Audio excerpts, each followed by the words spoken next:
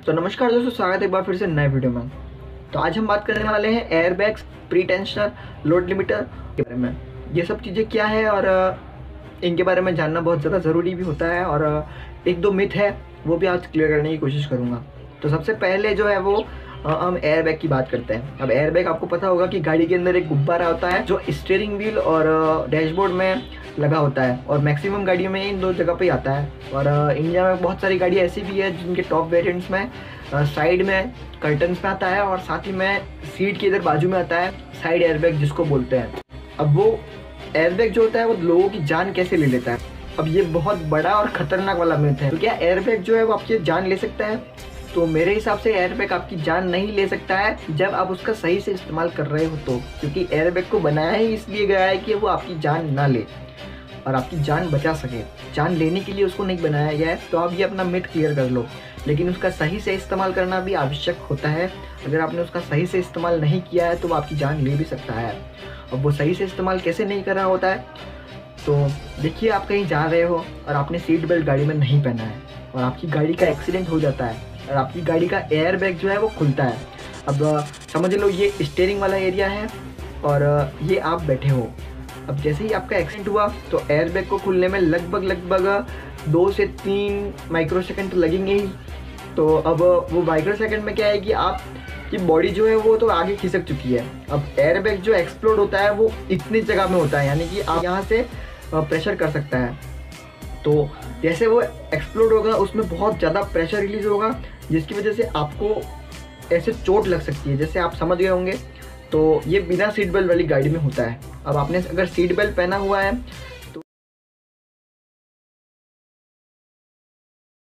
तो क्या करेगा कि सीट बेल्ट आपको थोड़ा सा खिसका के रखेगा। अब थोड़ा सा खिसका के रखा तब आप क्या है, एयर बैग जो है वो एक्सप्लोड होगा, तब तक आप क्या है वहाँ तक नहीं पहुँचोगे, और वो एयर बैग एक्सप्लोड हो जाने के बाद में आप उस पर धीरे से लैंड कर जाओगे, जिससे वो आपको चोट नहीं पहुँचाएगा। तो ऐसा सा काम होता है। लेकिन बहुत सारे गाड़ियों में सीट बेल्ट जो होते हैं वो नॉर्मल वाले आते हैं, जिससे क्या होता है कि आपको इतना पीछे नहीं खींच कर रखता है जितना उसको खींचना चाहिए, तो जिससे आपको और भी ज़्यादा चोट लग सकती है। और ये प्री टेंशन और लोड लिमिटर जो है वो उसको एक लेवल अप की सेफ्टी बना देते हैं। अब लोड लिमिटर और प्री टेंशन कैसे काम करते हैं? अब क्या है कि समझ लो आप ये वाला हाथ जो है वो आप हो और ये वाला हाथ जो है वो गाड़ी का डैशबोर्ड, स्टीयरिंग वगैरह जो है वो है। अब यहाँ पर मैंने एक सीट बेल्ट बांध कर रखा हुआ है। अब सीट बेल्ट बांध कर रखा हुआ है, आप गाड़ी में चल रहे हो और अचानक से कोई एक्सीडेंट होता है, तो आपकी गाड़ी के जो इम्पैक्ट सेंसर है या फिर वेट सेंसर है, उन सब की मदद से पता चलता है कि हाँ गाड़ी में एक्सीडेंट हो चुका है। और ECU जो होता है वो गाड़ी का वो 2 चीज़ों को अप्लाई करने के लिए मैसेज दे देता है। एक तो आपकी गाड़ी की प्री टेंशनर को एक्टिवेट करना है, साथ ही में उसी वक्त आपकी गाड़ी के एयरबैग को एक्टिवेट करना है। अब वो दोनों एक्टिवेट हो जाएंगे तो प्री टेंशनर क्या करेगा कि आपकी जो सीट बेल्ट है उसको एकदम प्रेशर से आपकी बॉडी को सीट के साथ अटैच कर देगा, जिससे आपकी बॉडी जो है वो आगे कम आएगी, जैसे मोमेंटम के साथ में आगे कम आएगी, जिसकी वजह से आपको क्या है कि एयरबैग जहाँ जिस एरिया तक एक्सप्लोड हो रहा है वहाँ तक आपको पहुँचने में थोड़ा टाइम लग जाएगा और वो एक्सप्लोड हो जाएगा। इसके बाद में लोड लिमिटर की मदद से आप धीरे धीरे उस पर लैंड हो जाओगे। अब ये बहुत ही कम टाइम में होता है, इसीलिए आपको ज़्यादा देखने को नहीं मिलता है ये वाला, लेकिन ये 1 या फिर 2 सेकंड का ही काम होता है। अब लोड लिमिटर की ज़रूरत पड़ती है क्योंकि प्री टेंशनर जो होता है वो आपको एकदम शरीर से खींच कर रखता है। अब आपकी गाड़ी पूरी तरह से स्पीड में है, लगभग 100 किलोमीटर की स्पीड मान लो, और साथ ही में आपकी बॉडी भी उतनी ही स्पीड पर होती है। अब बॉडी उतनी ही स्पीड पर है तो आप समझ लो कि वो जो बॉडी है वो तो धक्का आगे मारने वाली है गाड़ी, तो बॉडी तो उतनी ही स्पीड से आगे जाएगी।